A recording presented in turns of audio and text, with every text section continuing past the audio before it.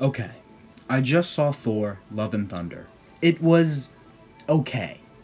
There were some things I liked and a lot of things I didn't. One of the things I did like was Gorr the God Butcher. Should he have been in more of it? Probably.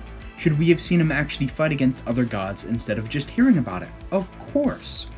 But he was actually, still pretty compelling, and honestly, I think he was right. Kind of. I don't agree with just killing all of the gods outright, but I think he makes some good points, and I think there's a better way this story could have gone that would have made more sense for Gorr's character.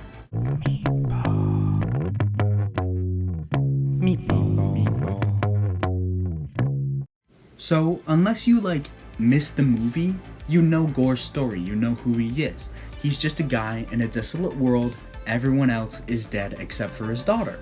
So he prays to his god to save her, then she dies too. He then randomly runs into his god and questions him where he was for all of that. That's when he realizes that gods don't care about the people under them, they are greedy and selfish. Sure, you could say, there are good ones out there like Odin, but even he waged genocidal wars, all for power, acted all high and mighty when he never truly accomplished anything good past maybe a half-hearted peace treaty, and covered up his family history because he didn't want to deal with the consequences of his actions, leading to Hela killing hundreds. And Odin, again, is one of the good ones. Zeus said it himself in this movie, gods are jokes, which is kind of in line with Norse and Greek mythology. Gods are just sucky people with too much power. So, Gorr sees that gods are destructive and self-serving. He is infected by the Necroblade and plans to go to eternity and wish for every god to be killed. Kind of a weird MacGuffin, but it's okay. Meanwhile, Thor, our hero of the story, is doing nothing to prove Gorr wrong. He's destroying temples, showing off, and attempts a public assassination of Zeus because he wouldn't help him fight Gorr. Zeus is not a good person. Still, Thor just kills him because he gets in his way, which, okay, we know he's alive, but Thor doesn't. He genuinely believes that he killed a corrupt god, which, just to draw a little parallel here, that's what Gorr's doing right now. But sure, Thor's fine with killing gods, when he thinks they deserve it. Anyways, this is what I think should have happened. It plays out pretty much like normal. Thor fights Gorr, the Necrosword shatters, and Gorr gets to eternity first through the Bifrost. But freed from the Necrosword's curse, Gorr now isn't overwhelmed with the urge to kill all gods. His hatred is still there, but it's his, not the sword. Thor shows up and suggests he resurrects his daughter instead of killing all the gods, just like he did in the movie. When you think about it, that is a truly selfish choice compared to the alternatives you could use this wish for. Still, it's a choice Thor would make in a heartbeat, a choice any god would make, but it's a choice Gorr would never make, because it goes completely against everything he stands for. His journey isn't self-righteous, he genuinely believes he'd be helping people across the universe by killing all the gods. He's not doing this for his daughter, he's doing this for everyone else's daughter. He'd never give that up, even if it meant his daughter would live, because he is not selfish.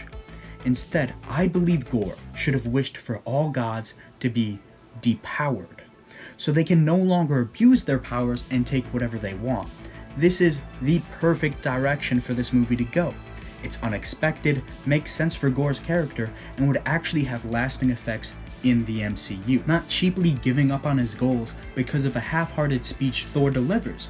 A character, I might remind you, has done nothing to prove to Gorr that gods deserve to keep their overwhelming power. And you know what? The MCU is great about having their cake and eating it too. They could bullshit their way into keeping people like Khonshu and assorted Moon Knight characters around, and also repower Thor in the next movie, so it would have an impact but not affect our core characters. Why they made Gorr choose to resurrect his daughter to be raised by a god he should have no reason to trust, instead of actually having him complete his goal without genocide, is beyond me.